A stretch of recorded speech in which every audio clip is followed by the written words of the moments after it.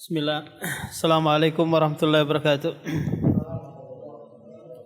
Alhamdulillah, salatu wassalamu ala rasulillah wa ala alihi wa sahbihi wa sallama taslima. Melanjutkan kembali pembahasan tentang fikih. Kemarin pembahasan terakhir tentang macam-macam najis. Hal-hal yang disebutkan oleh penulis, ada yang najis secara mansusah, yaitu dinaskan oleh Al-Quran dan hadis. Ada juga najis yang dia qiyasi, dalilnya adalah qiyas. Nah, jadi qiyas ini tergantung illah, tergantung alasan yang dikemukakan oleh fuqaha. Karena illah itu ada juga yang tekstual, ada juga yang istimbat. Nah, sehingga para ulama berbeda dalam pengambilan illah, alasan, maka berbeda juga hukum yang dilahirkan. Nah, coba baca Abu Imran. Qala ta'ala itu ya.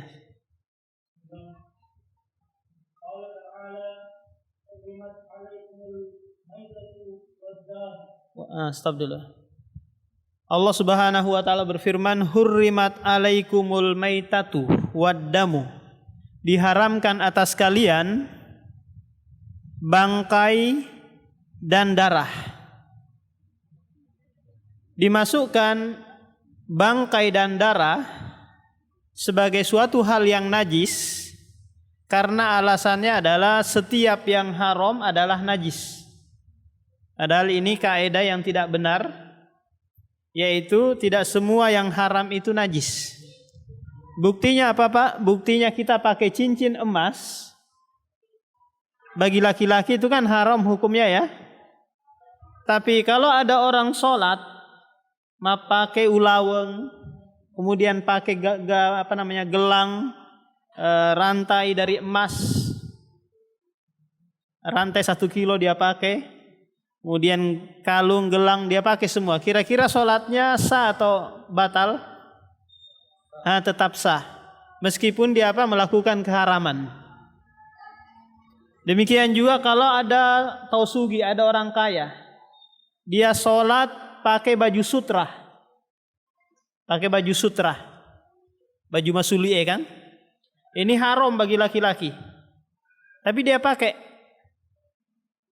Salatnya tetap apa? Tetap sah, tapi dia ma'al ism, yaitu dia sambil mengerjakan dosa.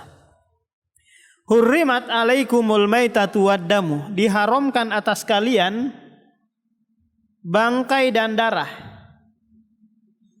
Dalam ilmu mantik ada istilahnya Pak, dilalatul iktidok. Ada kata yang tersembunyi yang itu harus diungkap untuk menjelaskan kalimat yang disebutkan. Nah, di sini ada kalimat yang tersembunyi, hurrimat alaikum aklul maitati waddami. Tuh Pak. Diharamkan atas kalian makan bangkai dan makan darah.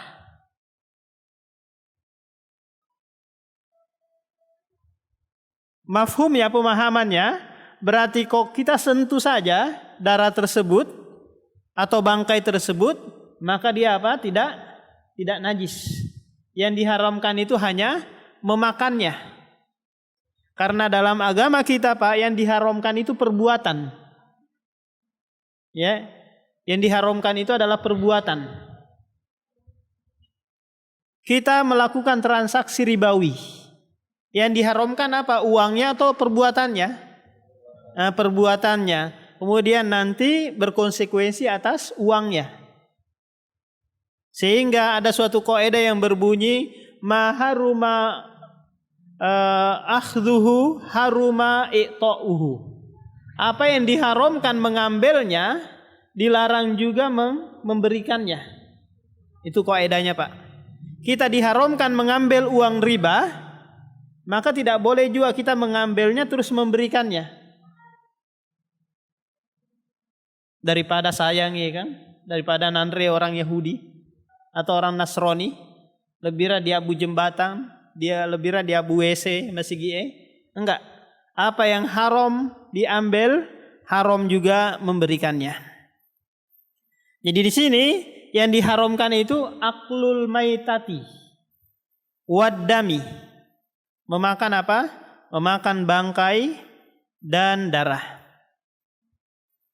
Coba baca Paripai. Waqalan Nabi.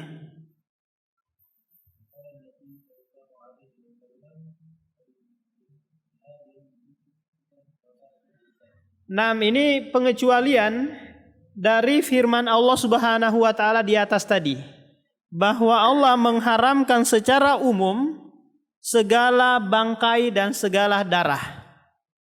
Tapi keumuman ini itu dikhususkan oleh hadis, yaitu bangkainya seorang mukmin. Kalau ada seseorang nandre buaya, dimakan buaya gitu, kemudian dia hanyut di sungai, sudah jadi bangkai, maka bangkainya orang tersebut tidak apa? Tidak najis. Kenapa? Karena orang mukmin itu hayyan wa mayyitan thahirun. Dia suci hidup dan matinya. Baca Abdul Fikar.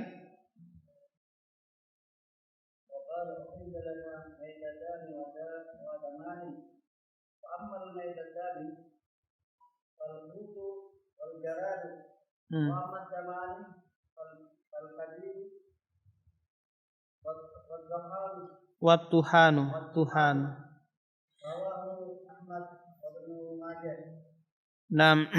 Ini lagi pengecualian dari ayat di atas. Ayat di atas mengharamkan secara umum bangkai maupun darah. Tapi ini dikecualikan, yaitu apa? Maitatani hut wal jarot. Bangkai ikan dan bangkai belalang. Ini pengecualian. Boleh dimakan kalau kita tangkap ikan seumpamanya terus timbul di di darat, timbul di laut, dia sudah terapung gitu, maka boni busuk, maka boleh kita makan kalau sekiranya mau. Kalau enggak mau ya silakan diasinin. Ikan, apapun bentuknya ikan, kongka putri duyung rekenga, ada putri duyung di sini berkeliaran, silakan ditangkap, digoreng, tapi jangan dinikahi, karena dia apa? Bukan manusia. Wal jarodu dan belalang. Wa maddamani adapun darah. Al kabidu wat tuhalu. Kabidu ini adalah hati. Hati ayam, hati sapi, hati kambing. Karena hati itu Pak, dia adalah gumpalan dari apa? Dari darah. Tuhal ini lintah.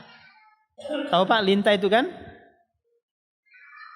Ini dua darah yang dibolehkan atau dihalalkan atau pengecualian dari ayat di atas. Baca Abu Imran.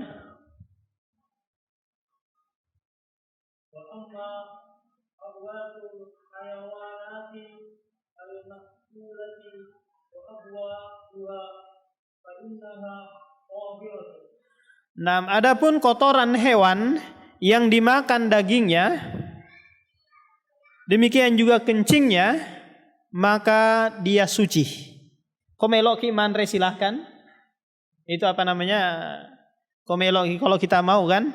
Tapi ada suatu kaidah berbunyi al-wazi'ut tabi'i anil isyani kal-wazi'it tabi'i anil isyani. Sesuatu yang jijik bagi tabiat manusia, maka nanti datang juga hukum syariat yang melarangnya. Kalau seumpamanya jijik iman ritai manu, padahal itu suci, maka datang juga syariat melarangnya. Tapi kalau hukum asalnya dia suci, kita injak mungkin, atau kena di celana kita atau di baju kita, maka tidak najis. dan tidak menyebabkan sholat kita batal. Nah, jadi bangsa macam kotorannya onta, air kencingnya onta, sapi, kambing dan yang lainnya itu semua suci dan tidak najis. Pak Rifai.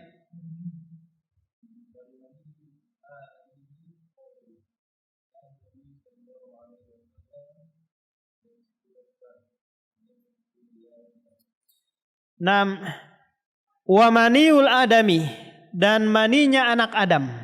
Kita tahu air mani adalah cairan kental berwarna putih, kemudian keluar di saat merasakan kelezatan, di saat memuncak hawa nafsu, nanti dia keluar. Mimma indafik, kata Allah dalam surah At-Tariq. Jadi keluar memancar. Kental, putih, keluarnya memancar. Ini namanya apa? Air mani. Kalau sekiranya ada yang keluar cairan putih, kemudian kental, tapi tidak memancar keluarnya, maka nanti tidak ada kewajiban mandi. Tidak ada kewajiban mandi. Mungkin karena sakit atau karena kedinginan keluar, tapi keluarnya itu tidak memancar. Nah, air mani ini kalau keluar itu menyebabkan kita hadas besar, tapi tidak najis. Kalau kena celana kita, kena baju kita, kena karpet kita, maka silahkan kalau mau dicuci, kalau enggak dicuci juga enggak apa-apa, karena dia tidak najis. Sebagaimana Rasulullah pernah mau pergi ke masjid, sementara Aisyah masih sempatkan mengerik air mani yang mengering di baju Rasulullah. Pasti ini ada bekasnya, ya kan?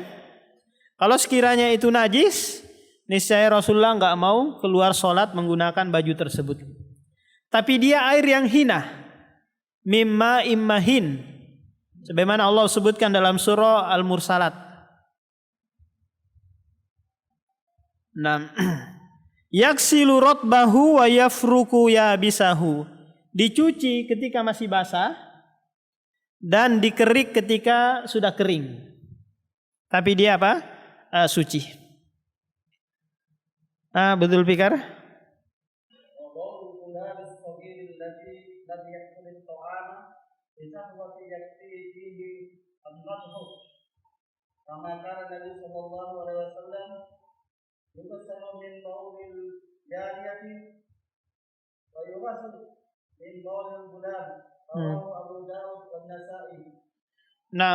Jadi kencingnya anak kecil di sini patokannya kalau dia belum makan selain ASI.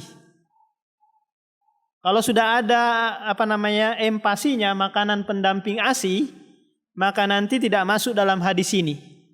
Apa itu? Keringanan mencucinya, tapi dia tetap najis.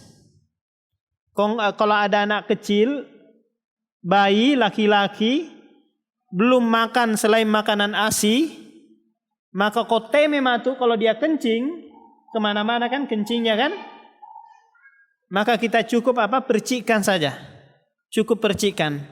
Hilang atau enggak hilang itu bukan urusan Anda, pokoknya Anda percikkan saja. Bukan berarti dia tidak najis, dia najis, cuma ada keringanan cara mencucinya.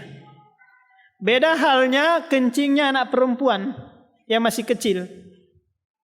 Ini tetap dicuci.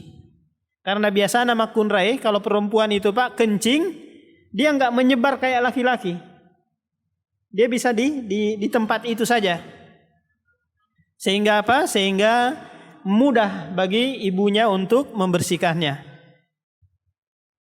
Yuksalu min baulil jariyati wa yurashu min baulil gulami. Dicuci kencingnya anak perempuan dan cukup dipercikkan kencingnya anak laki-laki. Ini berlaku pada kencing saja, air kencingnya ya. Kalau nanti BAB-nya tetap harus dicuci dan dihilangkan zat najisnya. Baca Abu Imran. Selesaikan dulu ini aja, baru nanti buka tanya.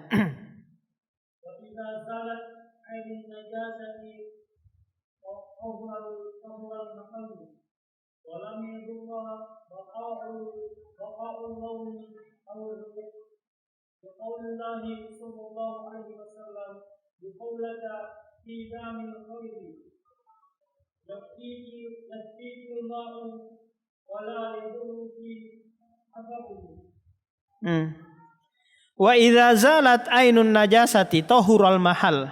Apabila sudah hilang zat najis di suatu tempat, maka tempat itu menjadi suci. Kalau engkau tahu jambak kue, kemudian kita sudah angkat dengan tisu atau dengan air, ya sudah, ada asarnya sedikit, ada bau-baunya sedikit, ya kalau kita nggak mau ya sudah dibiarkan seperti itu. Wala yadurru baqa'ul launi, dan tidak memudorotkan ada sisa warna dan bau. Kocek demi. Kalau sedikit saja maka tidak mengapa.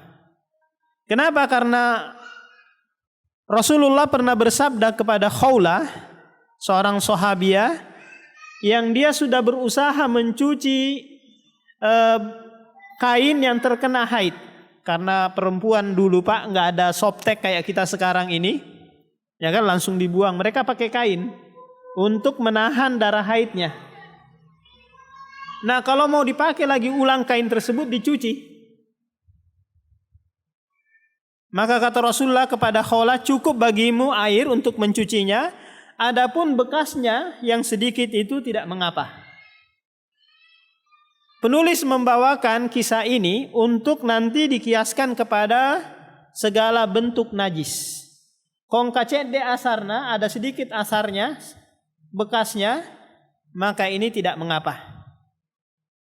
Koma susah ini rekeng agak sena bisai, kita susah sudah mencucinya tapi dia lenyakkan tidak mau hilang, maka sudah. Datang syariat memberikan keringanan. Kalau kita masih mau berusaha silahkan. Karena al-yaqinu la yazulu bisyak. Keyakinan itu tidak bisa dihilangkan, digugurkan dengan keraguan-raguan.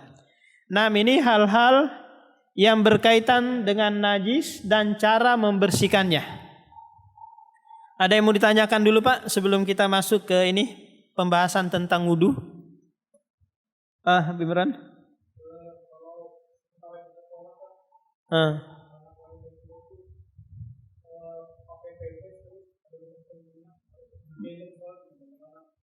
Digendong sholat, kemudian ada asarnya kena ke baju kita.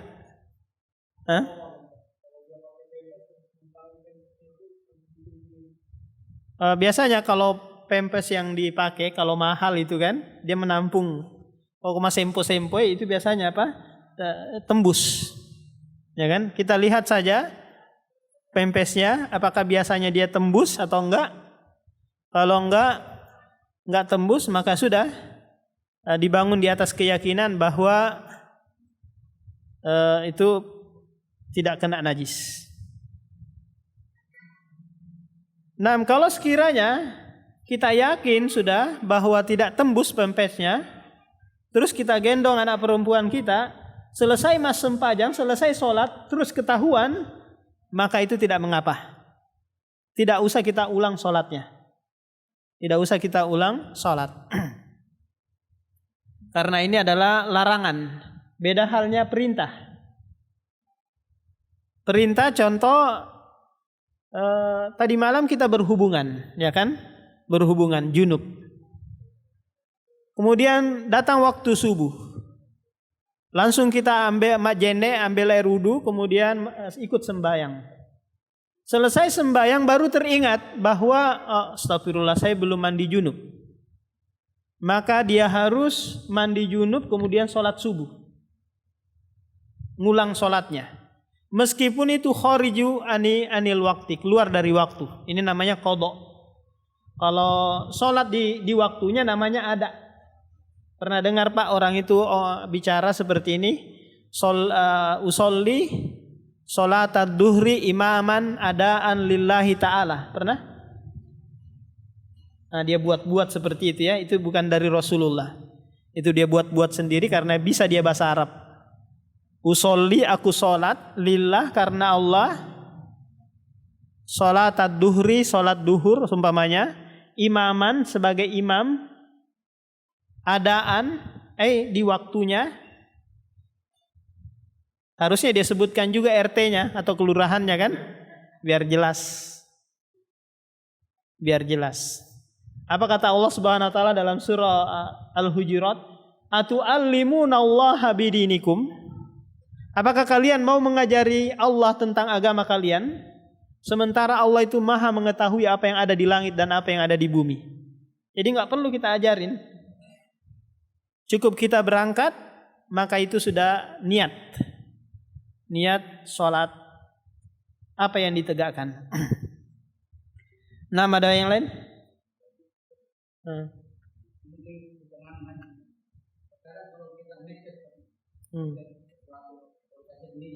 Iya.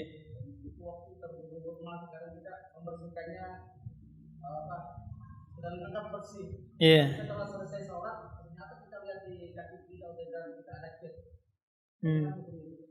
Jadi cat minyak itu enggak najis ya. Cat minyak itu enggak najis. Yang jadi masalah apakah isolul wudu ilal jil, apakah sampai basuhan wudu itu ke kulit kita, ya kan? Ke kulit kita. Karena ada cat ini. Karena ada cat. Itu yang jadi permasalahannya. Bukan permasalahannya apakah najis cat itu najis atau enggak, ya kan? Nah, kalau sekiranya kita sudah berusaha menghilangkan pakai minyak, terus juga enggak bisa, ya sudah wudu. Wudu dengan air. Selesai sholat ternyata masih ada, ya sudah dibersihkan lagi. Adapun yang tadi itu bunya alal yakin, dibangun di atas keyakinan.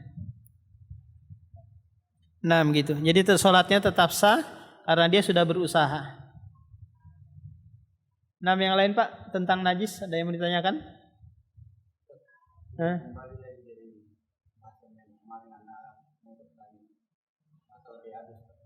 BAB ya.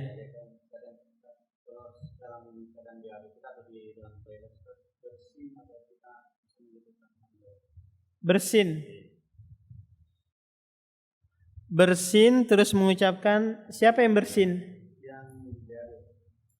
Yang BAB mengucapkan.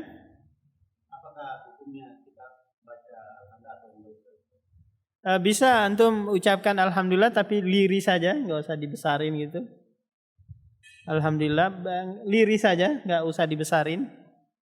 Karena WC kita ini beda dengan WC-WC yang ada di zaman Nabi atau di negara Yaman sana. WC-nya jorok sekali. Engkau ada tai berceceran apa? Enggak, memang diurus WC-nya. Jadi kalau kita di Indonesia kan aib ya, malu kalau WC kotor. Tapi mereka sayang air kalau harus dibersihkan itu. Nah, sayang air. Beda WC kita di Indonesia ini. WC kita Masya Allah lebih bagus daripada kamar kita terkadang kan. Karena aib kita. Sehingga terkadang larangan-larangan itu tidak berlaku pada WC-WC yang ada di negara kita. Karena WC kita sangat bersih. Hukum larangan membawa mushaf dan ini atau mengucapkan bismillah. Kalau mau bawa mushaf taruh di dalam saku. Ya, jangan kita pegang gini, taruh di dalam saku. Karena itu bagian dari penjagaan atau mastur tertutup. Kalau kita bawain. Nah, kalau mau mengucapkan, ucapkan dengan suara lirih saja.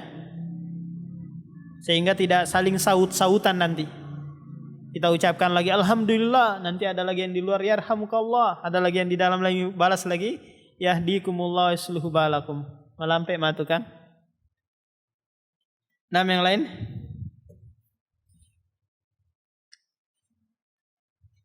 Kita masuk dalam pembahasan tentang wudu. Jadi sengaja saya tidak membahas panjang lebar karena kita masih mubtadi, masih dasar dalam mempelajari fikih, sehingga tidak tawassu, tidak panjang lebar, agar kita dapat poin-poinnya. Oh, pembahasan ini, poinnya ini, sehingga kita bisa menyelesaikan kitab demi kitab. Karena begitu cara belajar ulama terdahulu. Kita sampai sekarang mungkin nggak pernah satu kitab pun yang kita selesaikan dari awal hingga akhir, ya kan?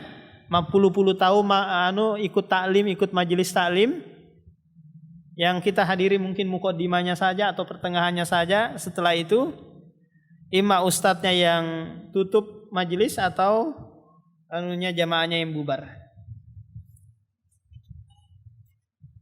6. Baca Pak Rifai.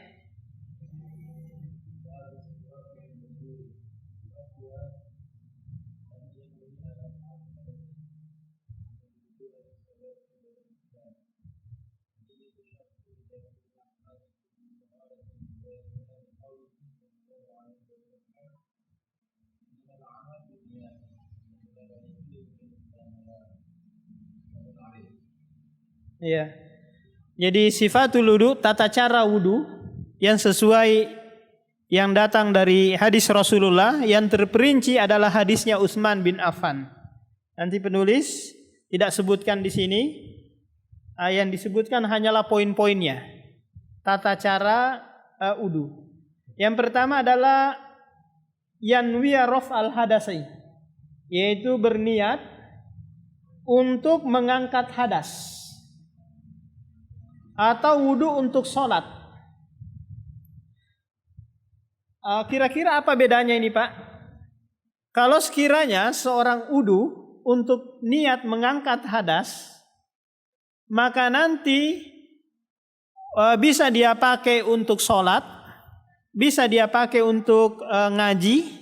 Kalau memang disyaratkan wudu harus ngaji harus wudu, atau dia pakai yang lainnya. Kenapa? Karena hadasnya sudah terangkat. Hadas itu Pak adalah sesuatu yang menghalangi diterimanya sholat. Apakah yang bentuknya hissi ataukah maknawi? Bisa dilihat, bisa dirasa ataukah maknawi, seperti hadas besar ataukah hadas kecil. Atau niatnya wudu untuk sholat. Berarti kalau wudu untuk sholat, bisa juga nanti untuk yang lainnya. Wan niyatu syartun li jami'il a'mal.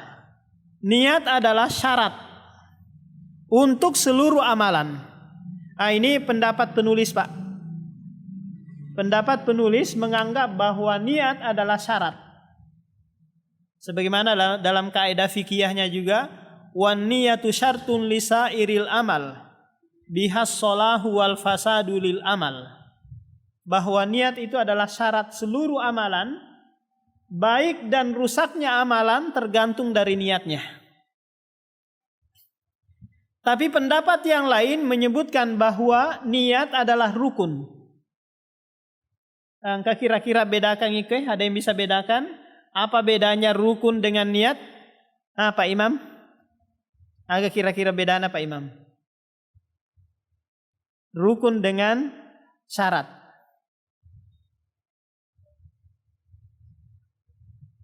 Siang malam kita lakukan ini Pak Imam kan?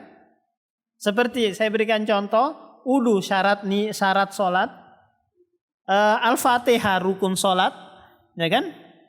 Kemudian takbiratul ihram ini rukun sholat. Agak kira-kira bedana.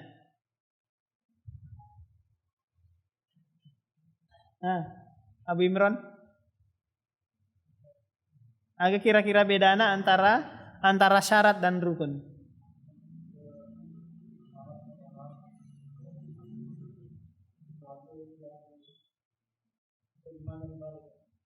Niat rukun juga kayak gitu. Nggak ada bedanya, Abu Muhammad?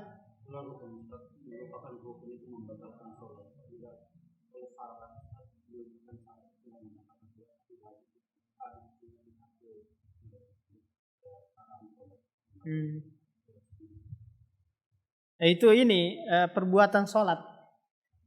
Perbuatan sholat nanti ada syarat, ada kewajiban, ada sunnah dan ada rukun.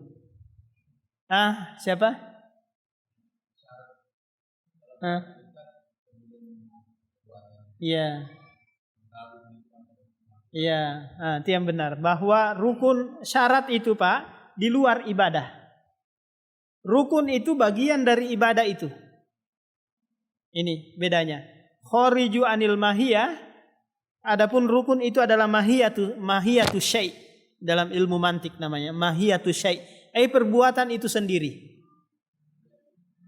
Sujud, sholat, sujud, ruku, al-fatihah, takbiratul ihram ini adalah rukun, ya rukun sholat. Nah di luarnya apa? Sebelum kita masuk ke dalam, memakai baju, ya kan, menutup aurat, kemudian membersihkan, menghadap kiblat, berdiri, kemudian wudu, membersihkan pakaian dari najis, ini adalah syarat. Nah, niat ada yang mengatakan dia adalah syarat karena orang melakukan sesuatu kan dia berniat dulu di luar kan. Ada pula yang mengatakan dia adalah rukun karena dia senantiasa menyertai ibadah tersebut. Coba kira-kira Pak, kalau kita sholat di awalnya lillah, niatnya karena Allah, tapi karena ada Pak Wali Kota di samping kita, di mundri kita, di belakang kita, lantas kita sholatnya diperbaiki, dipakanjak-kanjaki, dibagus-bagusi. Maka orang ini apa? Sempajana sholatnya dia apa? Rusak. Karena niatnya tadi ini apa? Niatnya rusak. Nah nih. Jadi berselisih para ulama mengenai hal ini. Apakah niat itu syarat ataukah rukun? Yang jelasnya bahwa apapun itu namanya, niat itu harus senantiasa menyertai perbuatan. Harus terus menerus. Apapun perbuatan yang kita lakukan. Nah disitulah nanti dilihat rusak atau baiknya. Komakanja niatna terus menerus dia akan apa? Dia akan bagus perbuatannya itu. Komaja niatnya maka majak jelek juga nanti perbuatannya. Innamal a'malu binniyat wa innamal likulli imri'in ma nawa. Nah, betul Fikar?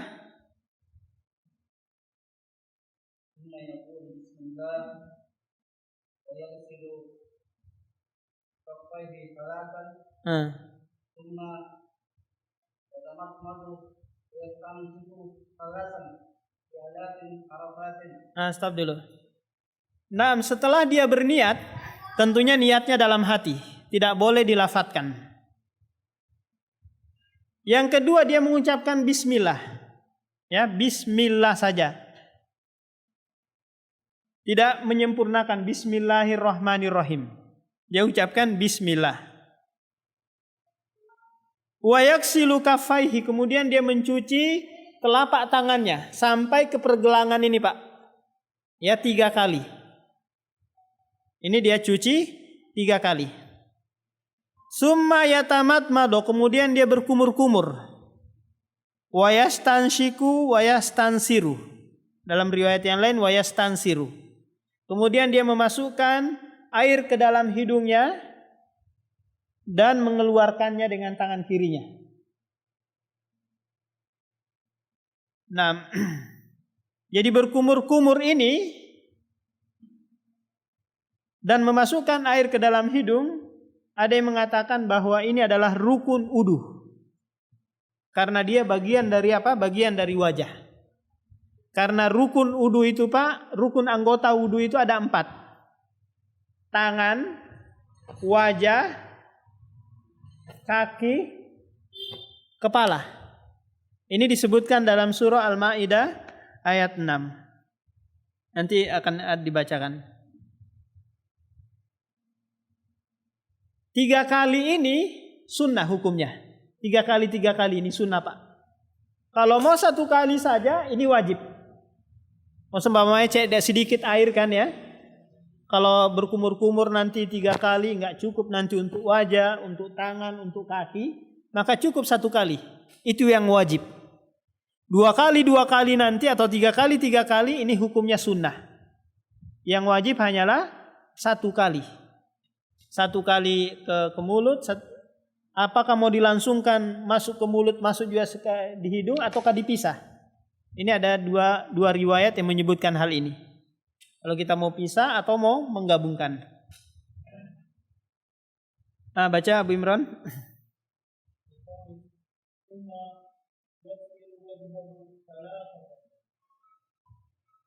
Terus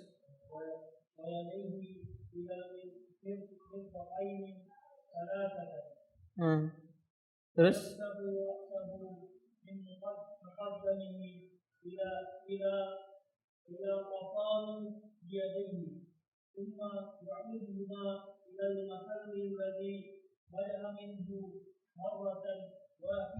nah, kemudian berikutnya adalah mencuci wajah 3 kali. Wajah dari mambat di sini tempat tumbuhnya rambut itu. Kemudian sampai ke kini, keliling sampai ke bawah. Ini dibasuh semua. Basuhan merata, kalau sekali cukup kena semua, maka yang 1 kali itu hukumnya wajib. Kalau kita mau tambah lagi, ragu-ragu kayaknya ini belum merata, 2 kali atau 3 kali, maksimal 3 kali. Enggak boleh lebih dari 3 kali. Harus pas 3 kali itu sudah kena semua wajah ini.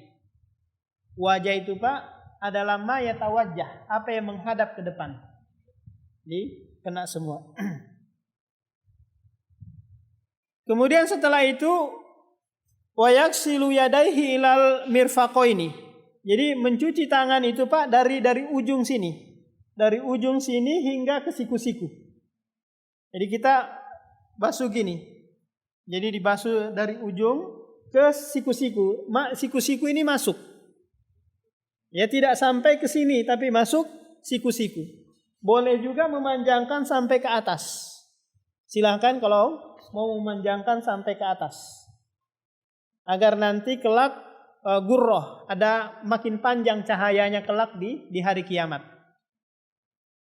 Ini pendapat Abu Hurairah. Silahkan mau yang memanjangkan basuhan sampai ke atas ini silahkan. Tapi kalau mau mencukupkan sampai ke siku-siku saja, itu sudah cukup sesuai dengan sunnah.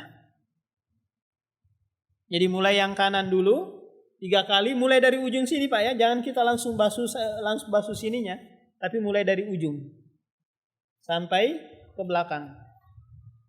1 kali, mulai lagi 2 kali, mulai lagi 3 kali. Nah gitu cara membasuh tangan. Dan siku-siku harus masuk.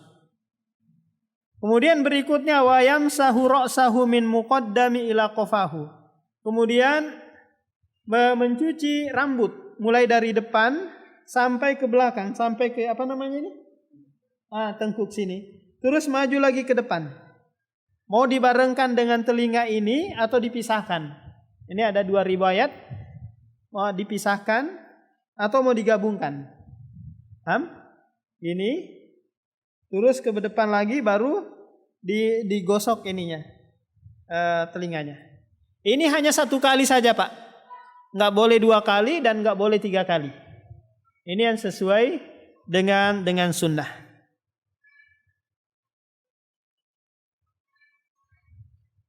Nah, berikutnya Pak Imam, Pak Rifai. Tsumma yudkhilu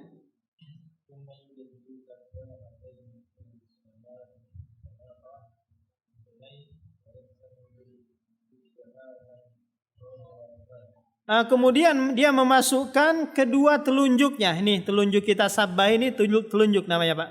Sabbai fi domahi udhunaihi, dia masukkan ke sini. Tidak masuk ke dalam tapi ini di lubang sini saja. Masukkan gini. Kemudian yang ini, yang ibham ini, telunjuk ini, apa namanya? Jempol ini nanti yang membasuh zahir, bagian luarnya.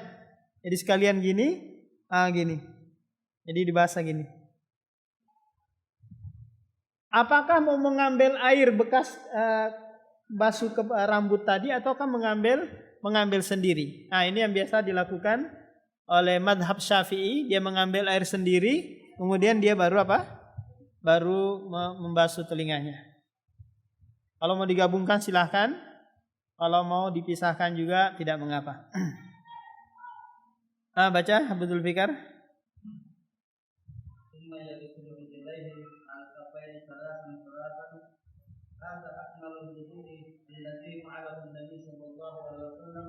Stop dulu. Ini tata cara wudhu yang sempurna yang disebutkan oleh penulis. Yang terakhir adalah mencuci kaki sampai ke mata kaki. Mata kakinya harus kena. Mata kaki kita ini harus kena. Kalau mau dipanjangkan lagi sampai ke atas itu dibolehkan. Ini pendapat Abu Hurairah memanjangkan basuhan kaki sampai ke atas. Taman nih gawat. Oh iya. Ada yang mau ditanyakan Pak? Nanti insya Allah kita lanjut lagi.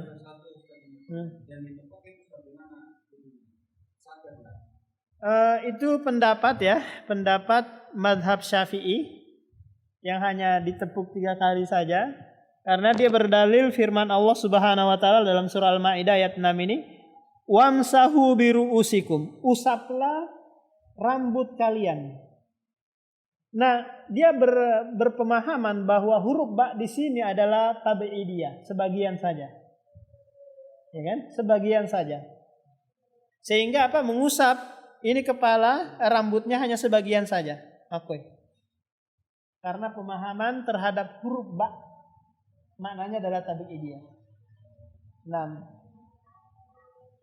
tapi yang dipahami oleh Imam Ahmad maknanya adalah ilsok. Ilsok itu menyeluruh, tidak sebagian saja. Nah, ini perbedaan pemahaman fikih. Nah, demikian kita lanjutkan lagi nanti pada pertemuan berikutnya. Subhanakallah wa bihamdika, asyhadu an la ilaha illa anta